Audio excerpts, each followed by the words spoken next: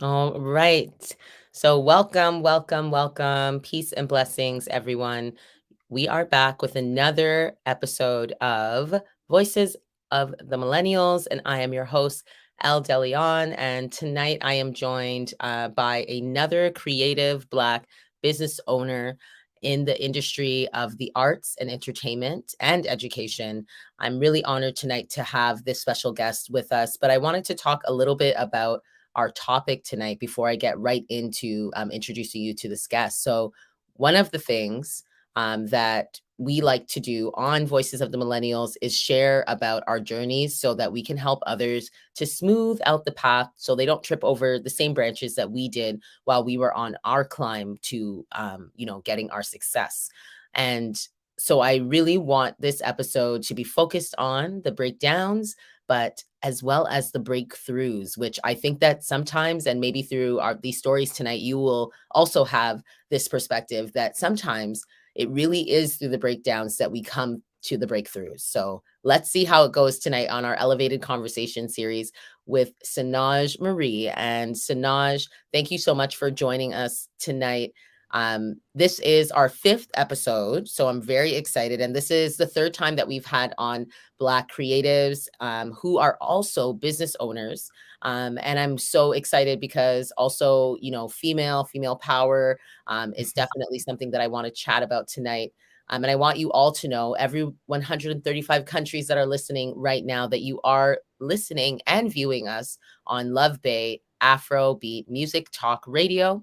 And we are on every Wednesday at 7 p.m. So for everyone who is new to us, welcome. And anyone who is joining us again, thank you for coming back. All right. So again, this is our Elevated Conversation, breaking down or breaking through breakdowns. And we want to get right into that topic with our special guest, Sanaj Marie, who is a millennial artist, a mother, and a business owner. So Sanaj, welcome to Voices of the Millennials.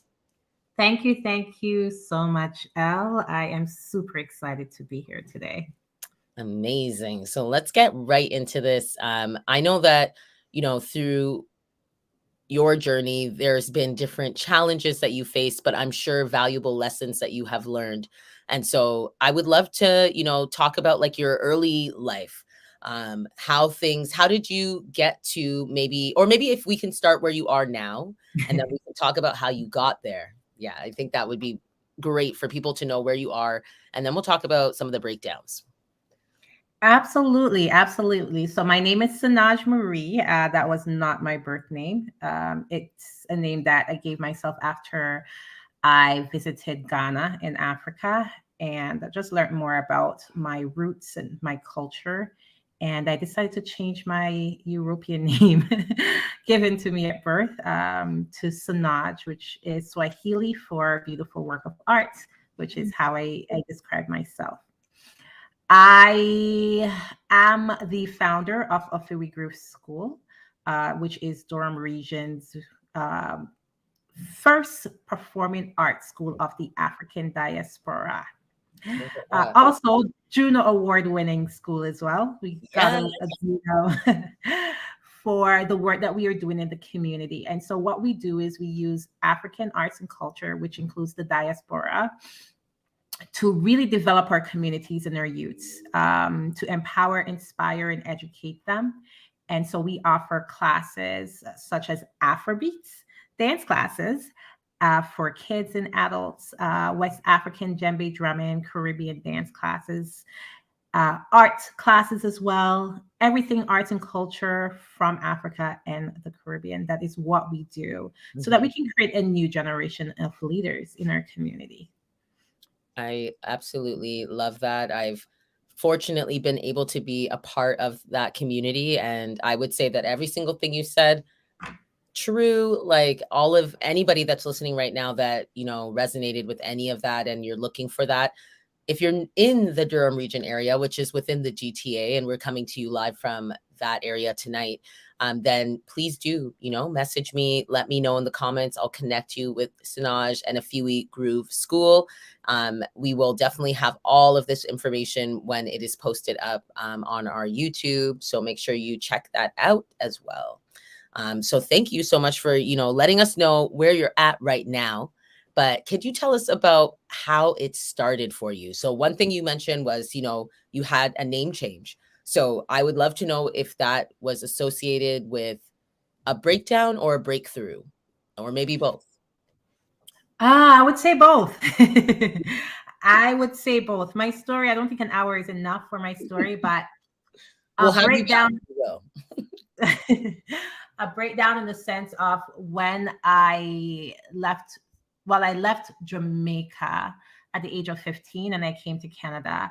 Mhm. I had a breakdown when I came off that plane and wasn't sure where I fit as a young Black girl in the Canadian society. I started to question myself, question my skin colors, question if I am valuable or good enough.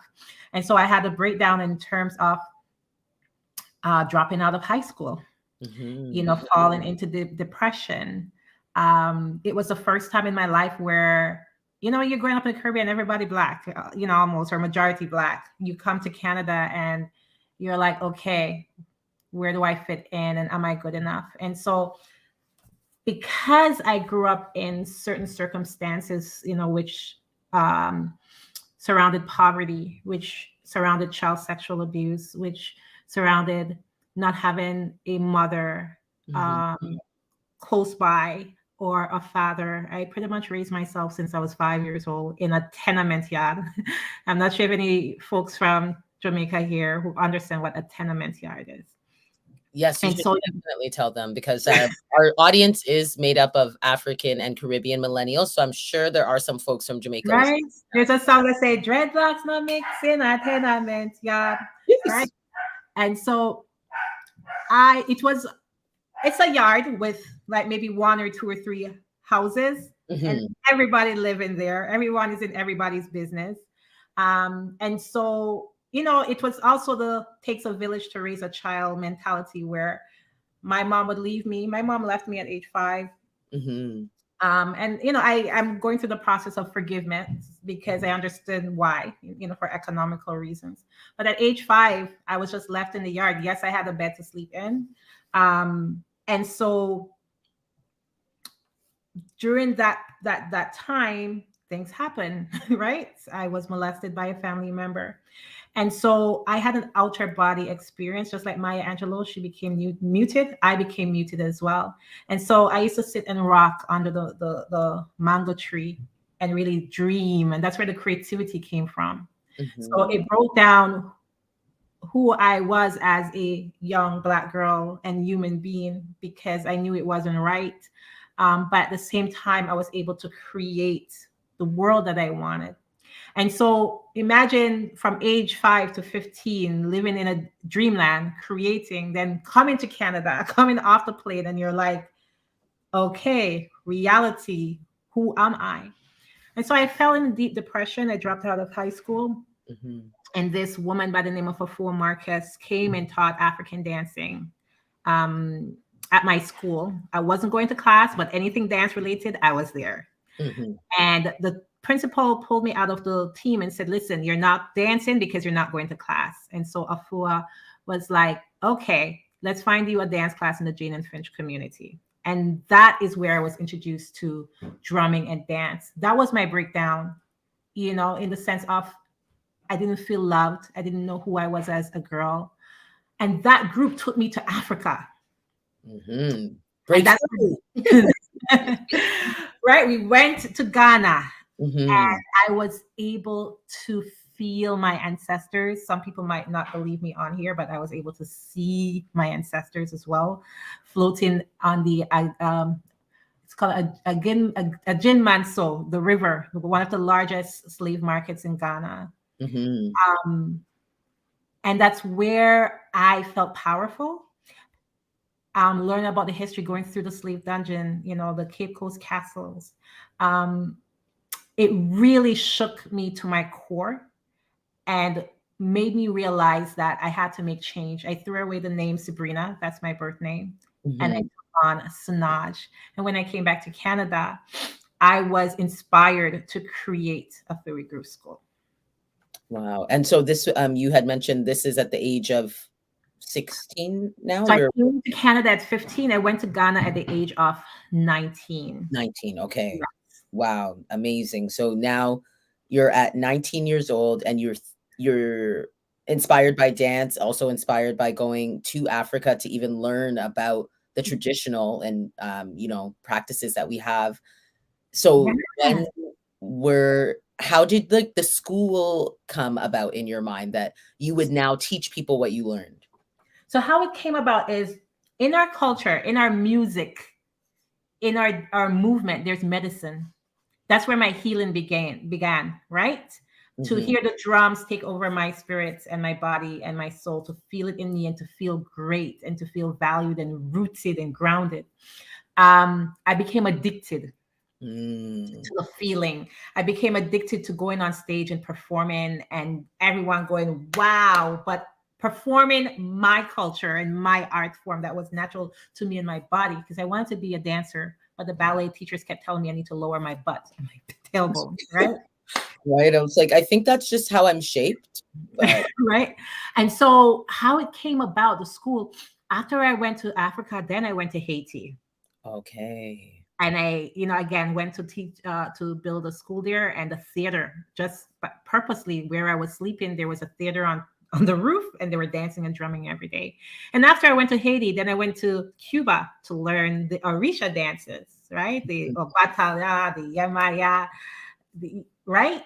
And I Mhm. became so addicted to learning more about the dance form and the music, not knowing that I was chasing the medicine in it. And Mm. that's how I was inspired to create a Feel Good School because I wanted the community to feel exactly what I was feeling and to heal as well with me. Amazing, amazing. And I think you so eloquently were able to succinctly put your life, your early life into that little box. I appreciate you because yes, I do agree. An hour is not enough time for us to really delve in, but I do appreciate you being able to show us like, you know, early on in your life, so many breakdowns but that you were able to use these breakdowns to help you break through. I think that's really important, and dance was your medium to get there. And I hope that for people that are listening today, that I think that that is incredibly important is finding that platform, that medium that you can channel those feelings through. I definitely can say that I relate highly to your early life and some of the things that you had to do to try to navigate that. And I'm happy that you're here today to be able to show us that it's possible.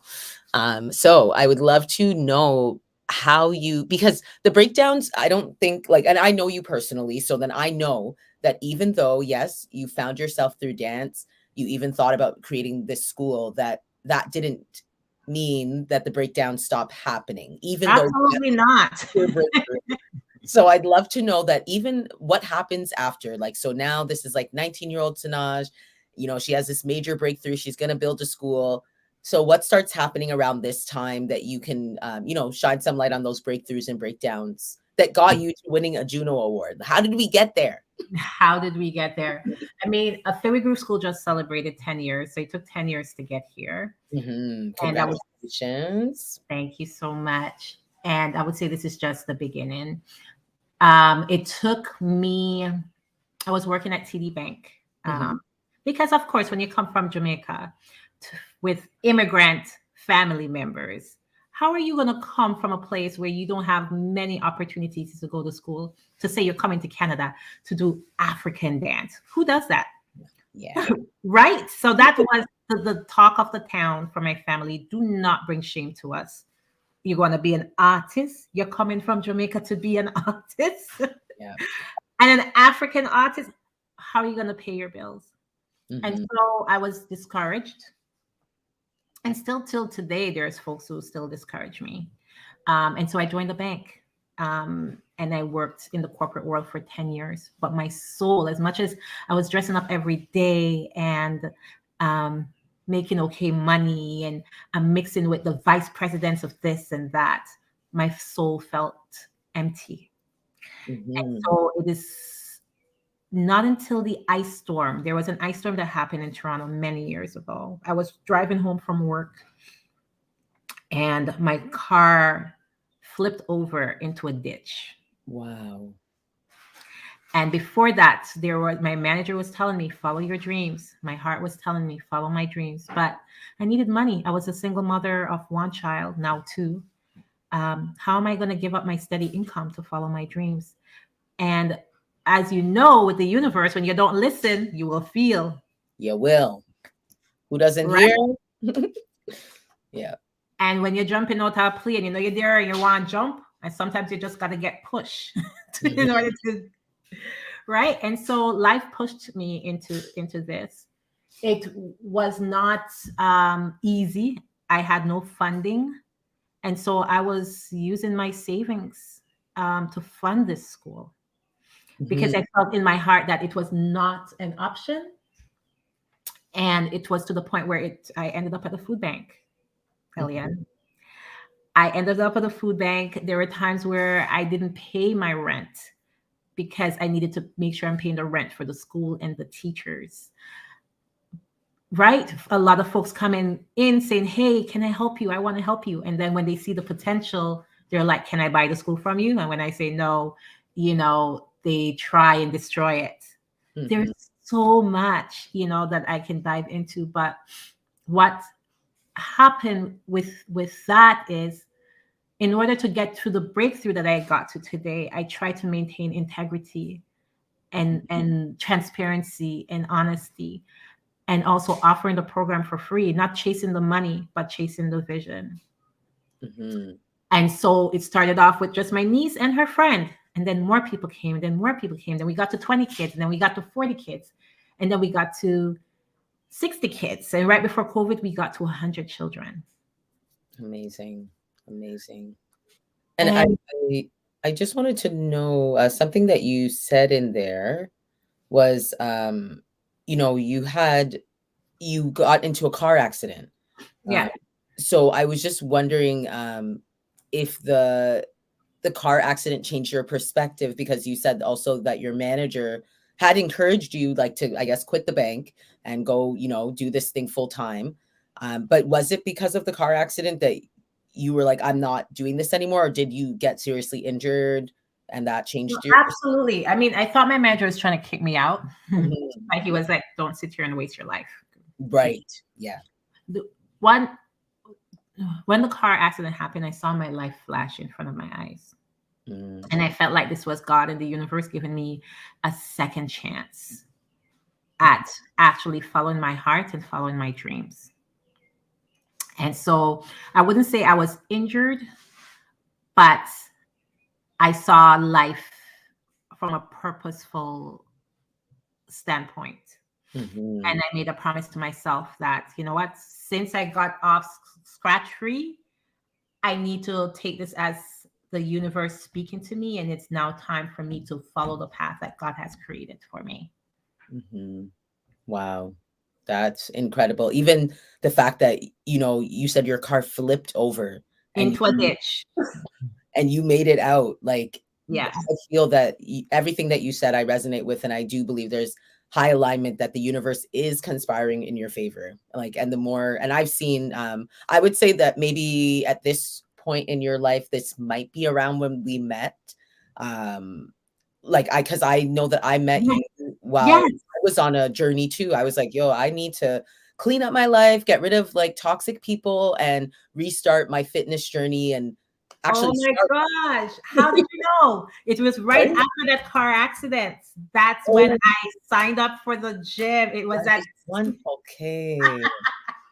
Okay. yes, yes, Wow. yes. And And you I'm know what's so funny? glad, because that's why we're here today. We both signed up at the same time to have personal trainers that were good friends. So Right. we were trained beside each other.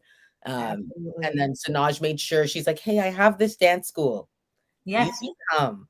And I was like, oh my God, I always wanted to do African dance. Like, because for the same reasons as you said, growing up Caribbean, one, my parents, they did like let us know that we were African. They didn't uh make us think that we were not, but kids at school would make fun of like African culture, and so it was very hard to want to be a part of that and or learn anything about it. So as an adult, I realized that I wanted to take that on as a responsibility. So when you said that to me, I'm like, wow, I need to come out. And every time I re-met you, you would tell me that your school had grown. So Yeah. that story that you just said about, the 30 to the 40 to the 60 and then the 100, yeah, very like spot on. I definitely saw that growth. And I'd love to know how you were able to keep up that momentum, like to I get, wasn't. yeah. I wasn't, as much as I'm not on stage dancing anymore, I'm still a dancer because life Mhm. is a dance, right? It's the ups and the downs and the twists and the turns. It's all a choreographed dance when you look at life. Love it. And so when I was at 100, I was renting from a white ballet studio. And eventually she kicked us out because I wouldn't sell her to school. And then I went to another black owned ballet dance studio. And she was like, your parents are scaring my white families. And so this is cultural intimidation. And so you got to go, girl. And I felt down. I remember it was February 2020. She locked the doors on all 100 of my students and parents. Oh my goodness. And I was like, what do we do? Where do we go?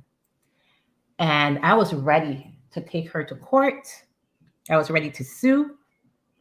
But literally, I think it was 2 weeks, no, 4 weeks after that, COVID happened. Right. And I was like, thank you, universe.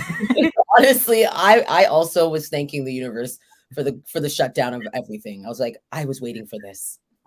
I was like, God, like once again, you have come through. Here Yeah. I am fighting, wanting a space, right? Imagine if I was stuck there. I would have been stuck paying $3,000 every month during the pandemic. Yeah. And Wow. so Wow. Breakthrough. the other breakthrough was when COVID happened. I was one of the first in the first wave. I got COVID. I was scared to tell people because of the shame. Oh yeah. And Honestly. I remember being on my bed and feeling like I'm gonna die. It was Mhm. my son and I. And all I kept thinking about is the kids who are missing this, the kids whose mental health is going to be impacted by this pandemic. And a Mhm. voice said, bring it online, bring African dancing and drumming online. And I remember calling up one of my mentors and I told her, I said, I'm going to do this online. And she's like, are you dumb? Who puts African dancing and drumming online? Mm. Go and sit down with this foolishness. Go and sit Wow. down with this foolishness, she said.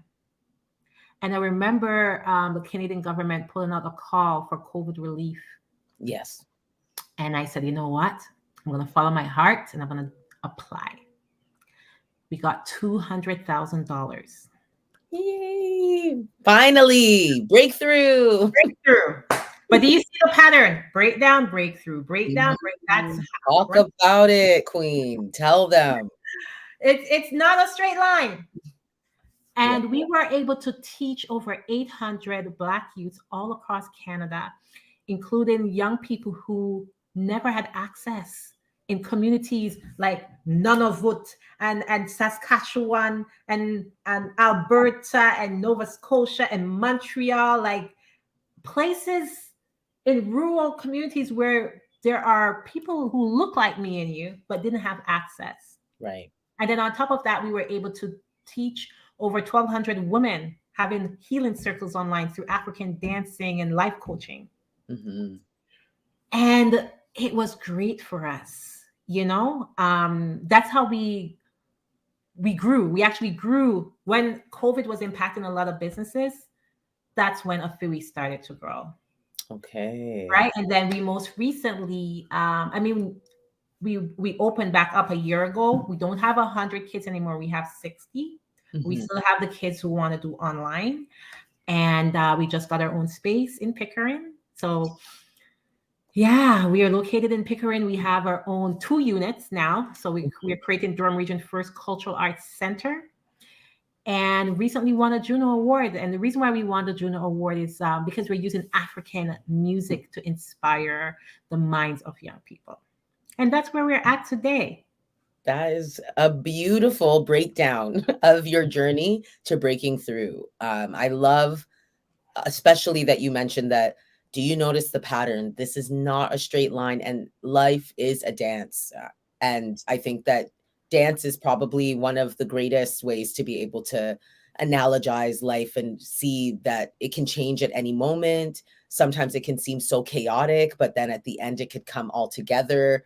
The pandemic, I'm so glad that you brought that up. I had a similar experience as well, that for me, the pandemic actually elevated my business and my passions. I finally was able to actualize the things that I really wanted to do in the creative world because there was that all that time off, and the government prioritizing the arts, finally realizing how important they are. Can we please give it up for the arts? Because I don't think any of us would have made it through that pandemic. I also wanted to say that your classes, the ones that you mentioned, that you were able to do across Canada, I was definitely in those classes and dancing in that way. I brought my niece. We got to Yeah. connect in like something so special together that I don't think we still haven't been able to do it again yet. We're definitely going to be making it back out. Like, she loves dance, and she still talks about that day. It was last year. Yeah. So I give thanks for the breakdown, like the breakdown in the world led to this huge breakthrough for so many people. And just in general, breakdowns, they do lead to breakthroughs, but then the breakthroughs do lead back to breakdowns. And I think, I it mean, just, every time you get to a new level, it's a new devil, right? Every time you get to a new level, it's more challenges to say, okay, do you got this? Life is saying, and God is saying, do you have faith in me? And with regards to the pandemic, it goes to show you that the arts is what carried people through. People were listening to music, people were dancing, entertainment, like that magnified, that the industry really magnified spoken word online, everything online, but for entertainment. And it goes to show you that the arts, if you think of the word heart, how do you spell heart? right? Heart. It is healing. Yes, we can push our kids to be lawyers, doctors, all that good stuff, which if that's their calling, that's their calling. But we need to engage in the arts because it makes us better people and well-rounded individual. It's our healing It is. and our outlet. Exactly. Because to be able to heal from, some of the things that you described that happened in your early life are things that sends people into major depressive episodes. Those are the reasons why some people are on the street, like still Yeah, lost, like not able to find a purpose or a way. So knowing that there's something like the arts that people can channel all that pain into, because that pain, like, yes, you could try to explain it to a therapist and a counselor, but from experience, I know that it was when I got to put some of those feelings into art, and I didn't have to say what happened to me, but I got to like feel what happened to me and like help others to feel that. That really helped me to heal, like being able to put the feelings in there, not necessarily exactly what happened, but just being able to channel that somewhere else and know that I don't have to walk around with that for the rest of my life. um, exactly. so I'm really glad that thank you for sharing, being vulnerable with our listeners and watchers, and viewers. Absolutely. And it doesn't mean, even though I am talking about the breakthrough, stuff that happened in childhood still affect me to today. I Mhm. still go back there. I still, but And actually, that's a good place to kind of like bring the conversation. When those things that you thought you broke through kind of come back to you, what are some things you do to try to overcome those thoughts, or maybe even behaviors that might come along with that? oh girl, I mean, those things will never, healing is never, there's no final destination when it comes to healing. No one can ever be truly healed Mhm. 100%. And so I'm going to be straight up. I still struggle. Yeah. I still struggle with that inner child who needed that protection and to feel safe in this world. And that's why. So how do I deal with it? By building a Fury Groove School. Selfishly, it was built for me, for my inner child, to I be hear able you. be able to come out and play and dance and play music, but also to have a community around me, right? Absolutely. I So do. that I can feel safe. And so what do? I keep positive people around me, the Mhm. community around me. I try to be obsessed with my passion, which is a Philly Grove School, and working with young people to let them know that they are worthy and valuable. Um, Therapy. I'm Mhm. not going to downplay therapy. I love me some therapy. Right. I'm proud to say I was on medication. And I'm proud to say I'm officially off because Congratulations. I was able to do therapy and to get back into movement and music. And I was going to ask if you continue, apart from teaching, or teaching teachers how to teach, are you able to still get in there and dance and, for yourself? And if you I are, or aren't, let us know. so I focus more on the business side of stuff now. I feel Hmm. like eventually a dancer needs to know when it's time to exit the stage.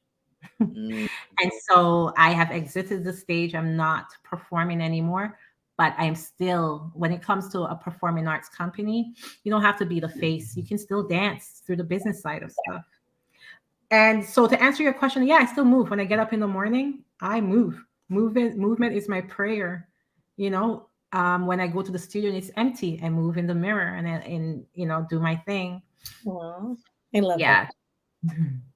I love that so much. And I love that you have never stopped moving and that your intention is to continue to groove into, well into being past. Well, I guess we'll always be millennials. Like we're talking about, being millennials, and millennials right now are make up the largest amount of the workforce. Like over 50% of the workforce is millennials. And of course that stat will continue to grow because we are the major people that are in the working age right now, like Right. before retirement and things like that. So, in saying that, I'd love to know, like, as you age or mature, let's use mature, as you mature, and you are a mother, you're a business owner, you're also an artist.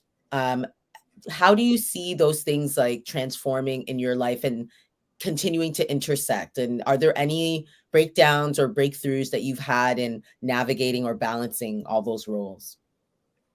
As a mother, Hmm. as I'm speaking, I'm looking at my 12-year-old daughter looking right back at me. I'm not going to say it's easy.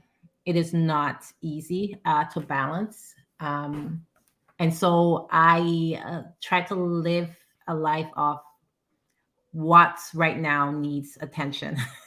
Yep. Stay present. I try to stay present and I try to empower my children to be independent. I try to empower my daughter to know that, hey, mommy is not the traditional mom, right? Um, but I would say my life right now is not about balance, it's about what needs attention in the moment. Mm, Because I can never have balance. We can try, but balance is not okay. My day is 50% here, 50. No, it's for me. mhm. What needs immediate attention at the moment? I do have a son with special needs. I was at the computer today. He's scared of flies. And, I'm like, okay, I need to take some time for him. Yep, true. Addressing the needs, as you were saying, Addressing the needs. yeah, instead of trying to achieve the vision, like that Right. perfect vision in your mind of how everything would look or feel if things went your way. And it's interesting because I was thinking about that today as well, that, you know, myself, I can definitely relate to all those roles. That's why I was so excited to speak to you, because I love speaking to people who are going through very similar situations, because I know there's others out there who are listening to this and thinking, wow, someone else understands me trying to do Oh, all the. yeah. I mean, there are times when I still cry and go, oh my gosh, how am I going to do all of this? I am a single mother of two, Mhm. and I run two businesses. But it's just one moment at a time, Yeah. and giving yourself grace. you know, and forcing yourself, because rest is resistance, you It know. is. Right, to be resilient, you have to, you got to rest and not feel guilty about it, and not feel guilty about not being able to fit into the box that society creates for mothers, Right. right? That we should be, all things, everything, all the time. And, now with, of course, people are very much championing and rah rah promoting that women should be able to have careers and take care of their families, but not with necessarily the understanding that we already had a whole job like in the house, and that was something that wasn't acknowledged, I don't think. Still continues to be something that women are facing and fighting for people to understand how tough it is to be a parent, like in Right. general, but moms, I think, because we're the ones that really, you know we're the ones that make the babies. We are. So Absolutely. We are creators. create, exactly. Let's put it that I like that reframe. We Yes. are the creators, and therefore we have great power and also great responsibility. Um, Abs- and I would love to know any, like, I guess, any tidbits of wisdom, any gems that you heard, or affirmations, a quote that you would say is kind of like the best advice that you received on your journey, like maybe when you were going through your biggest breakdown, something that really helped you to achieve that breakthrough, like something that was said to you. Oh, lots, lots. I tend to keep my elders around me. My advisors are my elders in their 60s and 70s. I like to sit at the feet of my elders. And so that would be my first tidbit. Do Hmm. not discredit, don't look at your grandmother and grandfather and go, la, them old. I have no time for them. What are they going to teach me? Those are the people that you need to sit at their feet and really have deep reasoning and conversations. You can learn so much. And so, what my elders have always taught me is kill them with love. You're going to have people on your journey and surprises, people who you think are your friends, who you think will have your back, will be ready to throw you under the bus and throw you in the fire. And so, to be a leader, you have to kill them with love. You have to remember that as people, we are still going through post-traumatic trauma Hmm. from slavery, um, and nothing that folks do that hurt you is because of you; it's because of them. The second advice I got, and I really, really, every time I get burned, I go back to this: is never do business with someone you have not cooked with, you have not prayed with. No, it's not cooked. Never do business with someone you have not had a meal with, you have Hmm. not prayed with, and you have not traveled with. If you have That's, not done those three things, do not get in a business with them. what was the second one again? Because I'm really writing this down in my head mentally. Had a meal with, prayed with this person, or travel with them. Okay, that is key advice. I do agree. You need multiple points of contact with an individual before you could do business with them. Yeah, thank you. I think that's gonna come back to me because we're in this business and we're meeting people all the time, and people have And when great I say ideas. business, I'm not talking about like collab on a project here and there. I'm talking about opening up a business together, bringing that person in your business. Yes, same. That's what I meant. That's what I mean. Yeah, I'm speaking about the same thing as well. Like we're both Okay, good. business owners who are like collaborations for me. Well, I didn't use that word, but in terms of like doing business with people, I agree that you need to definitely have multiple points of contact with them that are beyond just speaking about the idea that you are coming up with. Like, because business becomes your life. Like, Mhm. the people that you're doing business with, at least I know that the people that I end up doing business with, they become life partners. They're typically I don't go into business now these days with someone that I don't see being around for a long time. Like, Right. as you were saying, like a collaboration, yeah, those can come and go, but business is something that I regard as being something that, yeah, I got to know who you are and what you're about. What's your vision like for Right. yourself? And is our vision in alignment with each other? Exactly. Exactly. because those are the reasons why I think, you know, businesses could go off, or the intention that was so good could go off the rails. And you mentioned something earlier too, that, you know, everyone's going through their own personal journey. There's reasons why they do what they're doing, and it has nothing to do with you, which may seem like a very hard thought to like rest with. But then I recognize that that means that I don't need to think that they're doing this like because they're trying to bring me down. It's Right. just that their interests actually are out of alignment with mine. And so therefore, when they go after what they want, it directly counteracts what I want. Exactly. Like, and that part sucks. Like, especially if you like the person, you know, but at the end of the day, definitely that's some great advice. I really appreciate you for dropping those gems. Is there any others that, like, you know, stick in your mind? Because those are some powerful ones. Um, I would say no, just be your authentic self. You know, for many years I used to question, am I good enough in this world? The way that in which I run my school, is it the authentic African way? You Mm, know, I've had folks go, well, you're not from the motherland. How dare you have a successful African school, right? And that really has made me push myself in the background to the point where if you notice my branding online, you hardly see me, right? I'm mm, pushing my teachers and pushing the kids, and I've really hid myself for many years until I was able to give myself permission. So I would say give yourself permission to be who God created you to be, right? If I love African dance and Al, you love African dance, you will never be the same because you're going to put your own twist and purpose to it and your own creativity to it. And then you're going to attract your tribe who love the way in which you're doing it. And mhm. so be strong and confident with the path that you're on, even if you're not sure where it is leading. Still stay on it and be confident knowing that it's going to lead you to a beautiful space. And if you fall down, just make it a part of the dance. I love that. That is beautiful advice. I like both of those things that you said. It really just like hit my heart in terms of, you know, just keep on going. And belief is such a huge and powerful tool, being able to like put in your mind without a shadow of a doubt that you are made for this thing, which I think that what needs, at least for me, what really helped me to be able to keep those things in my mind and keep my mind strong, because you just really need a strong mind for this journey because of all the things that you could possibly face. um, Right.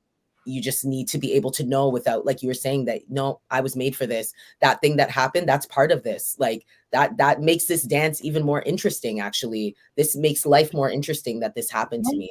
I For wouldn't want to change anything that I've been through, all of the hurts, the heartache, the breakdowns. You know, there's a Yeah, saying that every setback is a setup for a comeback, tell them I agree. right?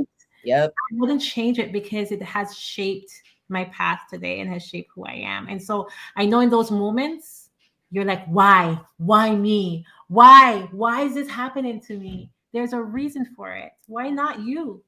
Exactly. Why not you? And you know, you have the dance analogy. For me, I guess maybe because I write and I'm always telling stories like in some kind of way. And most recently it has been through film. So now this was something that a therapist helped me to kind of, one day I said my analogy of what life is like. And I was saying that, you know, I had this picture in my mind and things were going to end up this way. And she was trying to help me to also reframe this idea that there's a perfect way to be, or that things have gone so wrong that I can't, you know, make something of my life still. And so eventually, like, she asked me to think of an analogy. And my analogy for the exercise was that life is like a movie, and that actually, she asked me, like, would you ever watch a movie or read a book that didn't, that only had a happy ending? Like, all the characters from the beginning to the start was just like, they thought of something, they got it. They thought of something, they got it. And I thought about it and I'm like, no, I wouldn't. Like, I don't really watch movies like that. I love watching movies where somebody goes through something, overcomes a challenge, and then is able to attain something that, you know, they got through hard work. that's like my favorite kind of movies. Coming of age is like that's my thing. So I realized for me, life is like a movie, and all the things I go through, I'm going through it because this is the kind of movie that I would watch. Like, this is Absolutely. an amazing movie, man. Or when something really bad happens, like, or in my mind, I'm like, this is horrible. Now I'm just like, wow, that's gonna be great for the movie.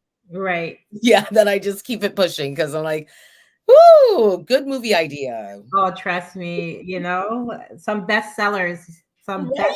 bestsellers. Are Yeah. like the most tragic things that have happened, to people. Yes. So, way to reframe, because what else can we really do in this life? And I think you may be able to like speak on this as well. Something that I have found, like a tip or a tool technique, I would also throw in there for being able to break through the breakdowns is affirmations, like the way that you speak to yourself. Yes. And I'd love to know if there was any like resources or people that you found that were significant in helping you to like change the way that you talked to yourself. Oh, yes. So in my early teens, early 20s, Iana Van Zant, all of her books. In the meantime, one of her books, Faith in the Valley. So I read her books.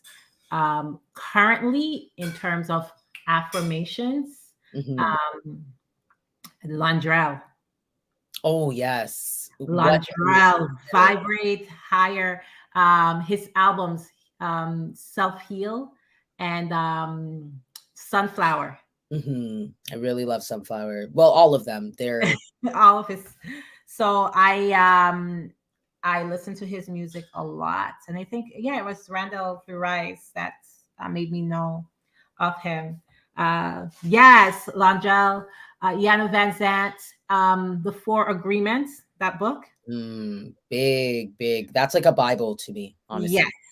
Yeah. the Four Agreements, and speaking to my elders. Um, and just doing the work, investing. I've never been one, even though I love dressing up and looking good, but majority of my life has been me investing in life coaching, therapy, and just going on a journey inwards to get to know myself. I love that. I love that. And I think that's an amazing note for us to bring this conversation, our elevated conversation, kind of, bringing us back down to the ground. We talked about so many amazing, all about breakdowns and all about breakthroughs and how they really do relate to each other. And you can't seem to have one without the other. So learning how to navigate them is a very big part of being a millennial, but I think anybody is going to have to go through this. And I really want to thank you, Sanaj, for lending your voice to this conversation that's shaping our generation right here on Afro. We're listening to Love Bay, Afrobeat Music Talk Radio, and in many, many different countries. Hello, hello, hello. Thank you again, Sanaj, for being here and, giving us some gems on how we can really navigate through our breakdowns and be able to come to breakthroughs. So one thing I want to do before you leave us, though, is for you to tell us what is next for Sanaj, or what's the next event that's happening? What is something that you're looking forward to? And, how can we support you here at Love Bay? For sure, definitely. So, as I said, we just got our own space in Pickering. We are renovating at the moment, and we are fundraising as well, in terms of just getting it off the ground and letting the community know about it. And so, on July 15th, we have our summer market. We are collaborating with Rise Edutainment. So, it's going to be called a Philly Rise Weekend. And so July 14th, we have an open mic spoken word showcase for those who want to come out and support. There's going to be free food. And the Saturday, we're going to have vendors selling Afro Caribbean clothing, jewelry, everything that you need to look good for the summer, as well as we're going to be offering free workshops to the community. And so look out for that event. That's going to be our open event. Welcome to a Fury Groove event to the community. If you want to learn more, you can follow us on Instagram at a Philly Groove. school, or you can visit our website at afiligroove.com. Fantastic. And I am also looking forward to that as well. I've told the viewers before, the organization that I work for. So Rise collaborating with Afui Groove to give you an Afui Rise weekend. It's going to be amazing. And you can definitely find out more information on afuigroove.com. And for anybody that's listening at home, that's AFIWI groove.com. All right. And if you didn't get any of that, you can always message me. Please do message me and let me know what topics you want us to talk about here on the show. So Sanaj, thank you once again for being here. And I'm looking forward to continuing to work with you in the community and seeing you shine and seeing your rise. Please keep shining, Sis Star. You are truly a star and you're a big inspiration. I don't know if I've ever told you, so I better tell you now that I definitely love you, and you Mm. have been someone that has really inspired me to keep going and go after my dreams in the arts and entertainment. So thank you. I am glad. I'm glad. Thank you so much, sister. Keep walking in purpose, keep grooving in purpose, and keep dancing in purpose. Thank you, everyone, for joining us and spending time with us. Have a wonderful night until we meet again. Until our energies meet again. Thank you. Thank you. And just before we end off today's show, I'm going to end it with a guided meditation, just a quick one, so we can, ground ourselves. We've been talking about some topics tonight that, breakdowns can be very challenging to discuss. But I'm really glad. For me, I always like to talk about challenging things, but I like to put it right together with something that helps you to understand a solution, a possibility of how you can escape, what your reality might be. It's all about your perspective. And so I think that one of the tools, I've said it time and time again, that has helped me to change my perspective, to stay strong in what I believe I am here to do, and to be able to walk in my purpose, is meditation. And so I love sharing this gift with folks because it is the thing that has helped me to be here today. And so I welcome you all to this guided meditation. And I want you to find a comfortable position, either sitting or lying down, and gently closing your eyes. Take a deep breath in, filling your lungs with fresh air, and slowly exhale, releasing any tension or stress you may be carrying. Allow your body to relax and your mind to be calm and centered. As you continue to breathe deeply, bring your attention to the present moment. Let go of any thoughts or worries about past or future. This is your time to focus on yourself and your own growth. Visualize yourself standing at the edge of a vast and beautiful ocean. The waves crash gently across the shore, representing the challenges and the breakdowns that you faced in your life. Take a moment to acknowledge these challenges and the emotions they may have brought. Now, imagine you have the power to transform these waves of challenge into waves of opportunity. With each breath, feel yourself becoming stronger and more resilient. As the waves approach you, see yourself rising above them, riding them like a surfer riding the crest of a wave. With each wave you ride, feel yourself breaking through the limitations and barriers that once held you back. Allow the energy of the waves to fuel your determination and ignite your inner strength. Embrace the lessons and growth that come from these breakdowns. As you continue to ride the waves, imagine yourself becoming the best version of yourself. See yourself stepping into your full potential, radiating confidence and embracing true power. Know that every breakdown you have faced has served a purpose in shaping you into the incredible person you are today. Now take a moment to reflect on a specific breakdown or challenge you have experienced recently. Allow it to come to the surface of your awareness. Feel the emotions that are associated with it. But instead of resisting or avoiding them, invite them in with an open heart. As you hold space for these emotions, remind yourself you have the strength and the resilience to overcome anything that comes your way. Take a deep breath in and exhale, Releasing any remaining tension or resistance, visualize yourself breaking through the specific breakdown, emerging stronger and wiser on the other side. Now, slowly bring your awareness back to this present moment. Wiggle your fingers and your toes, gently stretching your body.